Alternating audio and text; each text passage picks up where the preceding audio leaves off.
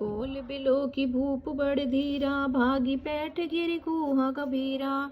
अगम देखी नृप अति पछताई, फिरेउ महाबन परेउ भुलाई।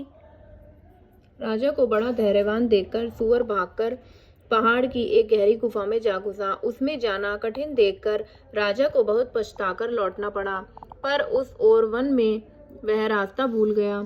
खेद खिन्न क्षुतित दुष्त्रषित राजा, बाजी समेत खोजत व्याकुल सरित सर, जल बिनु भयो अचेत।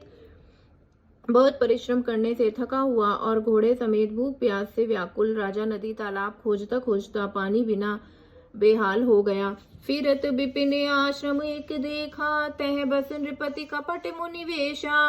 जासु देश नृपलीन छड़ाई, समर सेन तज गए पराई। वन में फिरते फिरते उसने एक आश्रम देखा।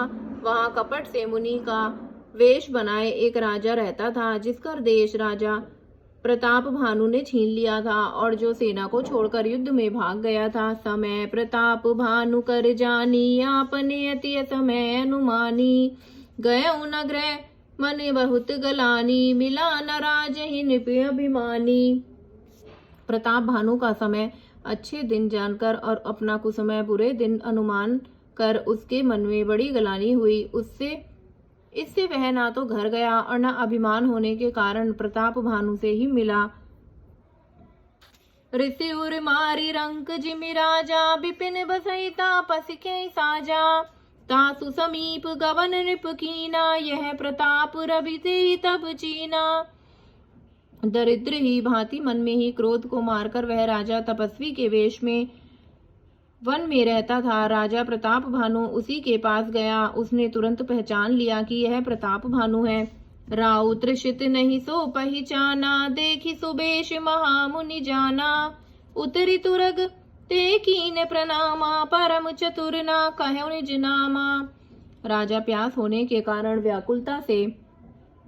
व्याकुलता में उसे पहचान न सका। सुंदर वेश देखकर राजा ने उसे महामुनि समझा और घोड़े से उतरकर उसे प्रणाम किया, परंतु बड़ा चतुर होने के कारण राजा ने उसे अपना नाम नहीं बतलाया।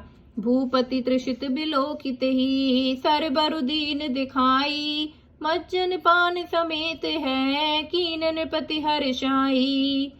राजा को प्यासा देखकर उसने सरोवर दिखला दिया। हर्षित होकर राजा ने घोड़े सहित उसमें स्नान और जलपान किया। गए श्रम सकल सुखी नृप भयऊ, निज आश्रम तापस ले गयऊ।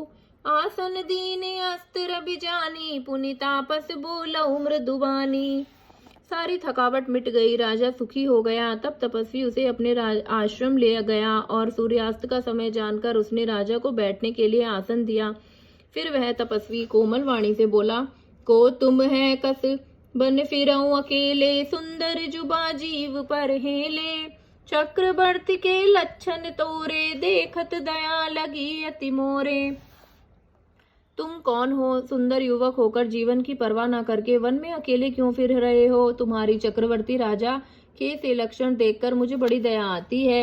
नाम प्रताप भानु अवनीसा, तासु सचिव मैं सुनाऊं मुनीसा। फिरत अहेर परऊं भुलाई, बड़े भाग देखऊं पद आई। राजा ने कहा कि हे मुनीश्वर सुनिए, प्रताप भानु नाम का एक राजा है। मैं उनका मंत्री हूँ। शिकार के लिए फिरते हुए राह भूल गया हूँ। बड़े भाग्य से यहाँ आकर मैंने आपके चरणों के दर्शन पाए हैं। हम कहें दुर्लभ दरस तुम्हारा, जानत हूँ कछु भल हो निहारा।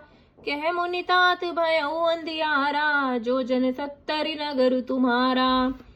हमें आपका दर्शन दुर्लभ था, इससे जान पड़ता है कुछ भला होने वाला है। मुनि ने कहा कि हे तात, अंधेरा हो गया। तुम्हारा नगर यहाँ से 70 योजन पर है।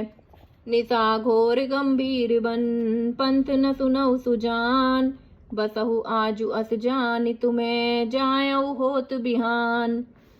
हे सुजान सुनो, घोर अंधेरी रात है, घना जंगल है, रास्ता नहीं है। ऐसा समझकर तुम आज यहीं ठहर जाओ, सवेरा होते ही चले जाना। तुलसी जसी भव्य बता तैसी, मिलई सहाई। आपनु आवही ताहि पही, ताहि तहाँ ले जाई। तुलसीदास जी कहते हैं कि जैसी भव्यता होनहार होती है वैसी ही सहायता मिल जाती है, या तो वह आप ही उसके पास आती है या उसको वहां से ले जाती है। जय जय सीताराम।